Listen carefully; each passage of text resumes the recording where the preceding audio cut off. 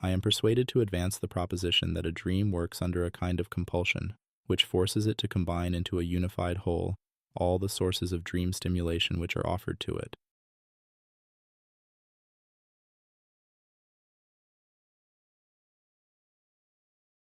This statement, made by Freud in the interpretation of dreams, opens into the first mechanic of dreams, condensation. In Freudian psychoanalysis, a condensation occurs when a single idea, or dream object, stands for several associations and ideas. Condensation is defined as the amalgamation of various elements such as thoughts, experiences, and emotions into a singular concept or image in dreams. To understand Freud's concept of condensation, let's compare it to a physical phenomenon we are all familiar with, the formation of clouds in the sky.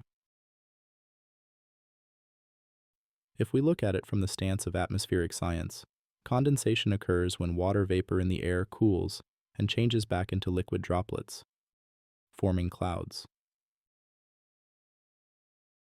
Now, if we look at condensation from an internal perspective, individual thoughts and emotions change state from the liquid volatility of pure unconscious to merge into comprehensive dream content. Both processes involve combining smaller units into a visible and unified whole. This unified whole will then go to live a life of its own, drawing its inspiration from the gaps that separate the multiples of its composition. Symbols can be seen as condensed clouds that float within the sky of our dreams and rain back into our psychic soil. Dreams are frequently due to condensation of the maximum amount of meaning into the fewest possible symbols. Condensation utilizes the intensity of individual ideas, allowing them to discharge their full intensity when fused into a composite image or scenario. The amalgamation is a form of psychic shorthand that economizes on psychic resources by combining multiple elements into fewer representations. Condensation involves the concentration of intensity from multiple unconscious thoughts into fewer, more potent dream images.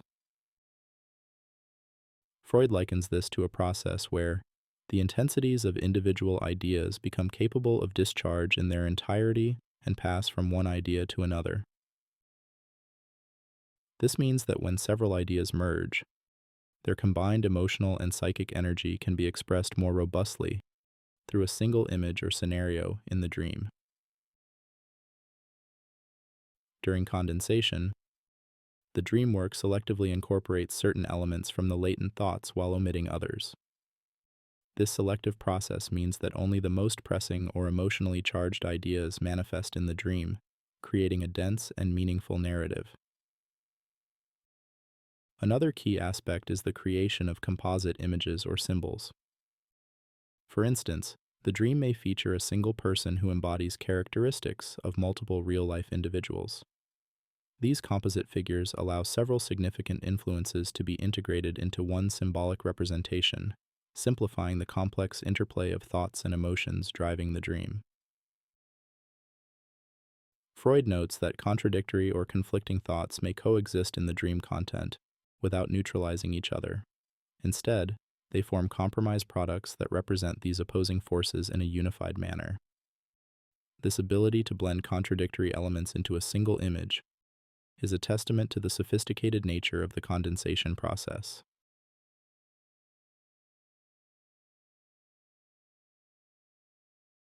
To illustrate the concept of condensation, let's deconstruct a short dream experienced by Freud himself. The dream is about a botanical monograph and goes as follows.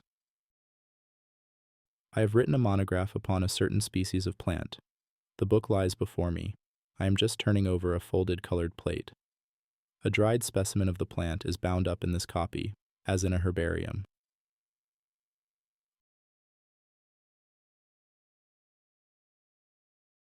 Before we can understand the significance of the dream, we need to step back for a moment into the context of Freud's life at the time. The day before the dream, he had seen a new book about the genus cyclamen flower, which is his wife's favorite flower. This vision triggered his guilt about his forgetfulness in bringing her flowers. This forgetfulness, he theorized, was linked to a deeper, unconscious purpose. He recalled the story of Frau L., a former patient, who interpreted her husband forgetting her birthday flowers as a sign of his diminishing love. This vision also triggers Freud's remembrance of his own favorite flower, the coca plant, to which he has dedicated a vast portion of his life consuming and studying extensively. The monograph, symbolizing a form of compilation of knowledge, hints to his earlier dissertation on the coca plant. The vision triggered further associations. Like a memory of examining a damaged herbarium in secondary school, his own struggles with botany, and a childhood love of books, particularly those with colored plates, which he and his sister had gleefully dismembered. If we wear our analytical goggles, we can understand that the botanical monograph holds multiple dimensions of Freud's self. The monograph, representing academic achievement, is subconsciously linked to his cocaine research, a source of both pride and anxiety. The colored plate evokes botanical illustrations vital for studying plants like coca, and the dried specimen hints at cocaine's medicinal potential and danger. It also reveals Freud's longing for professional recognition. The dream reflects Freud's desire for recognition in the scientific field, mirroring his hope that his cocaine research would solidify his standing in the medical community. Simultaneously, the monograph points to a visceral sentiment of guilt and a need to justify his actions. The forgotten flowers and the emphasis on his thoroughness all point towards a need to justify his actions and assert his competence, particularly surrounding his cocaine research.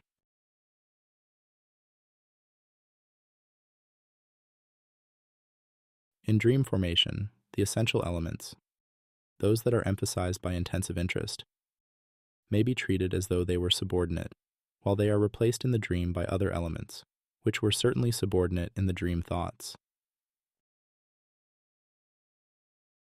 This passage illuminates the core of displacement. It suggests that a psychic reevaluation occurs during dream formation. Elements holding significant emotional weight in our waking lives, the essential elements fueled by intensive interest, are strategically downplayed.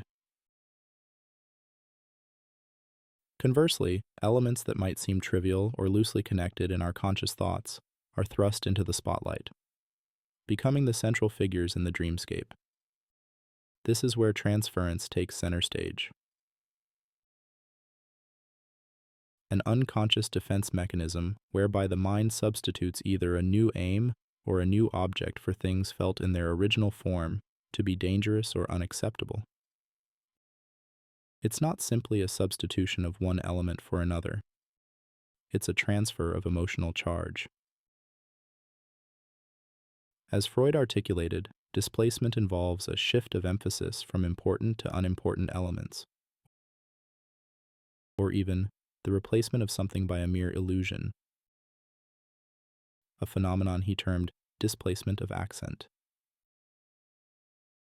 The underlying desires, anxieties, or emotions attached to the original repressed thought are not eradicated but rather redirected, finding a new vessel in a seemingly unrelated dream image.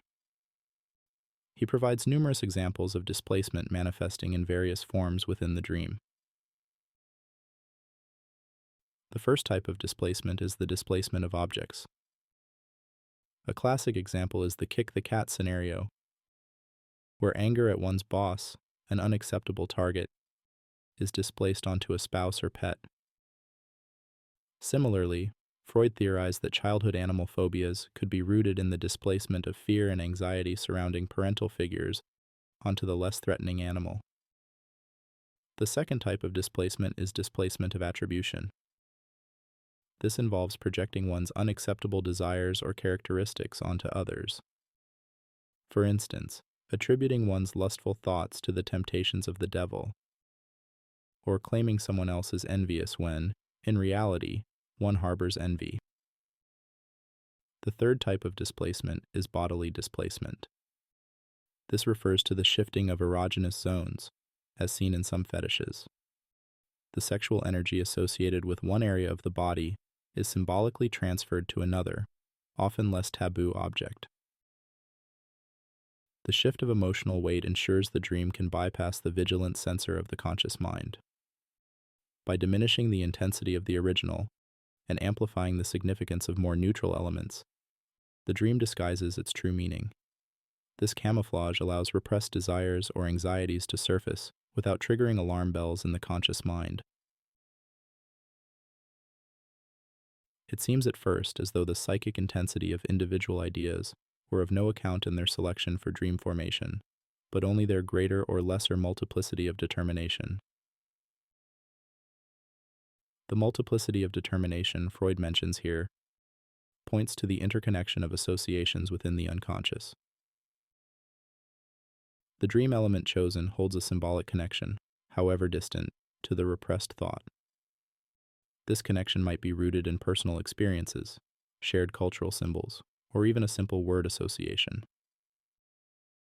If you wish to understand condensation and the displacements that occur every time you dream, and that influence how you feel, you can use our Dream Analysis app. You'll find the link in the description.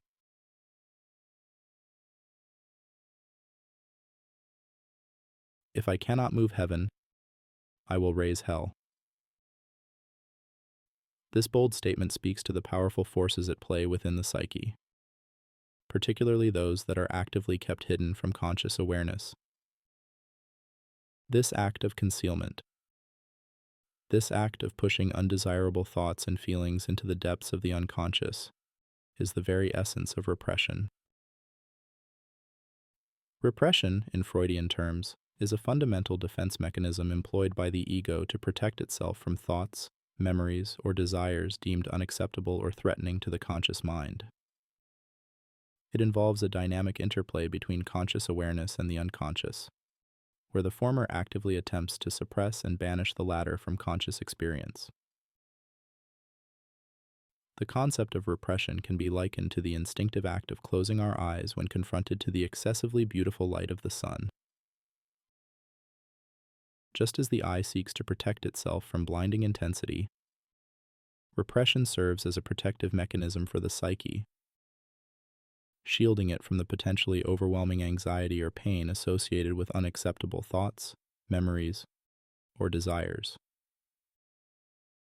The suppressed psychic material, which in the waking state has been prevented from expression and cut off from internal perception by the mutual neutralization of contradictory attitudes, finds ways and means, under the sway of compromise formations, of obtruding itself on consciousness during the night. This quote highlights a crucial aspect of repression. Although successfully submerged, repressed material doesn't simply disappear. It remains active within the unconscious, constantly seeking avenues for expression, often manifesting in disguised forms like dreams, slips of the tongue, or neurotic symptoms. Repression is a dynamic and ongoing process, a struggle between the unconscious and the preconscious, which ultimately shapes our conscious experience, serving to ensure that what is unacceptable to the conscious mind, and would, if recalled, arouse anxiety, is prevented from entering into it. Freud argues that the psyche operates according to two distinct processes. The primary process, associated with the unconscious, seeks immediate gratification of wishes and impulses, operating outside of logic, morality, and the constraints of reality. This system aims for direct discharge of psychic energy, akin to the reflex apparatus that seeks to avoid pain. The secondary process emerges later in development and is associated with the preconscious and conscious thought.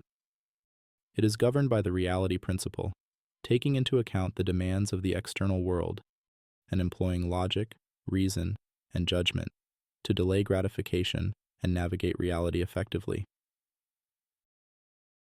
Repression occurs when wishes or impulses arising from the unconscious clash with the values and dictates of the preconscious. Freud suggests that this conflict triggers the pain principle, a psychic alarm bell signaling unacceptable or threatening thoughts.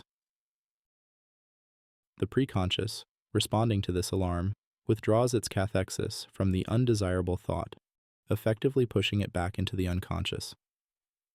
This withdrawal prevents the thought from reaching conscious awareness, constituting the act of repression. This dynamic is further illustrated by Freud's analogy of the ostrich tactic. Just as an ostrich buries its head in the sand to avoid danger, the preconscious attempts to shield itself from psychic pain by repressing thoughts and memories associated with unpleasant experiences. This is particularly salient when considering the role of childhood experiences and the earliest outbreaks of anxiety, which are of a very intense kind, in shaping the initial development of repression, often referred to as primal repression. Repressed material doesn't simply vanish. It continues to exert its influence from the depths of the unconscious, seeking outlets for expression. Dreams, for instance, provide a prime example of this, where the suppressed psychic material finds ways and means under the sway of compromise formations of obtruding itself on consciousness during the night. Freud, drawing upon his work with hysteria, observes that the psychic mechanisms at play in dream formation mirror those involved in neurotic symptom formation. This observation reinforces his argument that repression is not a pathological anomaly, but rather an integral part of our normal psychic apparatus. He states, the psychic mechanism utilized by the neuroses is not newly created by a morbid disturbance, but lies in readiness in the normal structure of our psychic apparatus. The effectiveness of repression, however, is not absolute and can fluctuate based on the intensity of the repressed material, the strength of the preconscious, and the individual's overall psychological state. When repression falters, the repressed material can break through into consciousness, potentially leading to anxiety, psychological distress, or even neurotic symptom formation. This is where the therapeutic value of unraveling repression comes into play. Psychoanalysis, as Freud described, aims to lift the repression by bringing the repressed material back into conscious awareness. This process allows for the exploration and understanding of the underlying causes of psychological distress, paving the way for resolution and healing. Dreamer, I profoundly thank you for learning alongside me about the mechanics that shape our dream worlds. I hope that this video left you more educated about the concepts of condensation, displacement, and repression. If you wish to understand the impacts of condensation, displacement, and repression on your mind, I recommend to try the Dream Analysis app I've created. Also, since I know that you're interested by the world of your dreams, I've put together a dream analysis journal that you can get for free in the description. Love, and see you in the next video.